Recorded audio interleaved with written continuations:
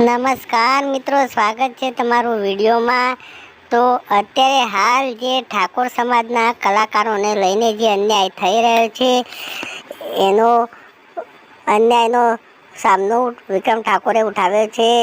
તો મિત્રો, વિક્રમ ઠાકોર કહી રહ્યા છે કે હું કોઈ રાજકારણમાં જોડાવા માંગતો નથી, પણ હું ખાલી મારા સમાજના કલાકારોને લઈને જે અન્યાય થઈ રહ્યો છે એ બાબતે અવાજ ઉઠાવી રહ્યો છું।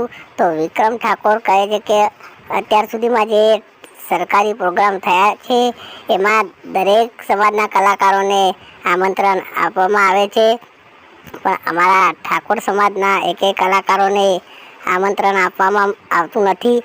તો સરકારશ્રીને વિક્રમ ઠાકોર એટલું જ નિવેદન કરે છે કે અમારા ઠાકોર સમાજના કલાકારો માટે કેમ આવું થઈ રહ્યું છે એ માટે વિક્રમ ઠાકોરે જે વિવાદ કર્યો છે, તો દરેક લોકોને બસ એટલું જ કહેવામાં આવે છે કે આ વિવાદને લઈને શું તમારી રાય છે તે કોમેન્ટ બોક્સમાં જણાવો। મિત્રો, વિડીયો પસંદ આવે તો લાઈક કરો।